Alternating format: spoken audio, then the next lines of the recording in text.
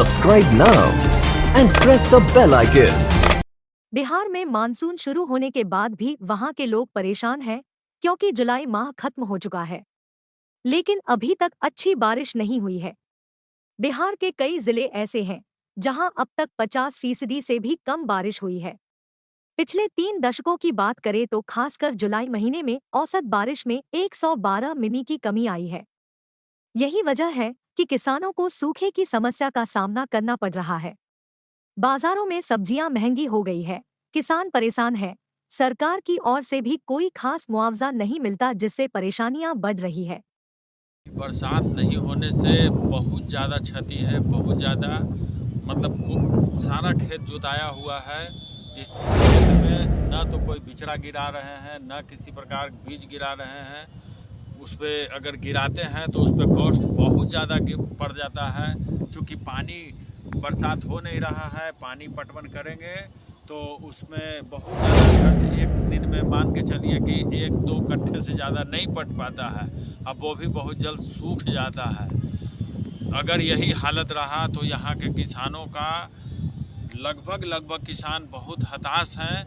अभी तक पिछला भी जो फसल हुआ है उसका कॉस्ट ज़्यादा नहीं मिल पाया है। अभी जैसे बरसात पड़ रहा होता तो इस पूरे समूचे इलाके में सब्जी की खेती बड़े पैमाने पे होती। साग, पालक, भिंडी, इस तरह की सब्जी, नेनुआ, ये सब मतलब बड़े पैमाने पे होता रहता है, जिससे यहाँ किसानों की स्थिति सुधरती।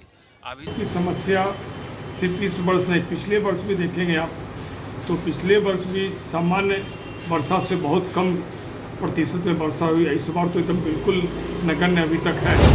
तो इस स्थिति में जितने भी फसल हैं, चाहे खरीफ की फसल हो, चाहे साग सब्जी की फसल हो, सभी फसल बर्बाद हो गए, सूख गए। ज़मीन आप देख रहे चारों तरफ, मुआयना खुद की आप काफ़ी मेहनती है। मैं देख रहा हूँ कि हर जगह आप खेतों में जाके उसकी मिट्टी को देख रहे हैं कि पूरा दरार पड़ गया है। आज अगर हम स्थानीय बात करें जो राजधानी से सटा हुआ, यहाँ पे आसपास के जल्ला क्षेत्र हो, बीटा हो, दानापुर हो, फतुआ हो, सभी जगह जो यहाँ पे खासकर साग सब्जी उपजता, तुरई है, नेनुआ है, सतपुतिया है, बोरो है, मिर्चाई है, सभी फसल बर्बाद है। क्योंकि पानी हो नहीं रहा है, तब भी पानी नहीं हुआ, इस बार भी पानी नहीं हुआ।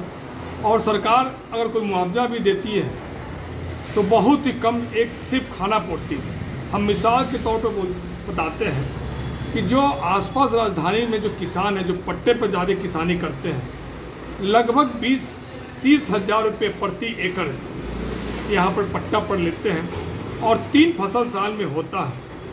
अगर तुरई, नेनुआ, बोरो, सतपुतिया एवरेज निकालते हैं तो लगभग 5,000 रुपये किलो बीज का खर्च आ गया और 15,000 रुपया जिसमें सिंचाई है, पटवन है, 4 सिंचाई होता है, पटवन होता है, निकौनी होता है, मजदूरी होता है, दवा का छिड़काव भी होता है और खाद डाली जाती है।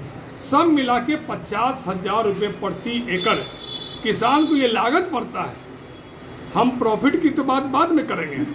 और ये 50,000 रुपये प्रति एकड़ किसान को ये लागत पड़ता है और खून पसीना करके इस तपती धूप में काम कर रहा है। और उसके बाद सरकार देती कितना है? मात्र 7,500 रुपये प्रति एकड़, यानी ऊँट के मुंह में जीरा का फोड़न। अब हम मक्का की बात करते हैं, खरीफ फसल की बात करते हैं। सिंचाई में 4 पानी लगता है और ये दे कितना रहा है? मात्र 400 रुपये प्रति एकड़ दे रहे हैं। क्या उसमें पटवन हो जाएगा? अगर साग सब्जी की हम बात करते हैं तो 80% अनुदान देते हैं, प्रति एकड़ 10 लीटर। क्या 10 लीटर में पिछला जो दरार पड़ा हुआ, जमीन फटा हुआ और इस बार भी पानी नहीं हुआ, क्या उस 10 लीटर में 1 एकड़ में पटवन हो जाएगा? ये सरकार सिर्फ खाना पूर्ति करती है। सरकार हर जगह तो टैक्स बढ़ा रही है। ज़मीन की रजिस्ट्री करने चाहिए तो टैक्स बढ़ रहा है। गाड़ी अगर बाईपास में निकालते हैं, हेलमेट नहीं तो 1,000 रुपये टैक्स, बीमा नहीं तो 2,000 रुपये टैक्स, इंश्योरेंस फैल कर रहा है और किसी तरह का पॉल्यूशन नहीं, सब मिला के 4,000 रुपये टैक्स। आप बात में टैक्स तो ले रहे हैं, लेकिन सरकार टोटल जो प्रकृति पर बसा हुआ जो आत्मा है, जो देश की जान है, और उस पर आप नाजायज़ काम कर रहे हैं। जब आपको देने की बारी आती है तो ऊँट में जीरा का फोड़न देते हैं। तो क्या इस तरह किसान जिएगा क्या? जो नारा आप देते थे कि खेत खलियान मजदूर किसान खुशहाल होंगे, तो ये तो सब नष्ट हो रहा है। तो मैं सरकार से बात करना चाहता हूँ, सरकार को ये दृष्टि भी देना चाहता हूँ कि आप चिंतन कीजिए, गंभीरता के साथ आकलन कीजिए कि जिस तरह से राजस्व विभिन्न प्रकारों का टैक्स बढ़ा रहे हैं, तो क्या उस तरह का अनुदान नहीं बढ़ सकता है? क्या उस तरह की क्षतिपूर्ति नहीं हो सकती है? उस तरह का डीजल के लिए मुआवजा नहीं दिया जा सकता है?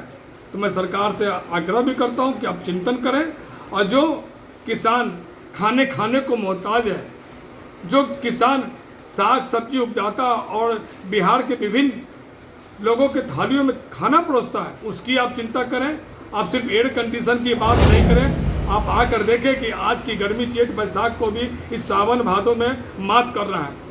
तो आप निकलें, अपने जो भी वैज्ञानिक हैं, जो DEO है, डिस्ट्रिक्ट एग्रीकल्चर ऑफिसर, उनको खेत खलिहान में पहुंचाएं, देखें कि किस तरह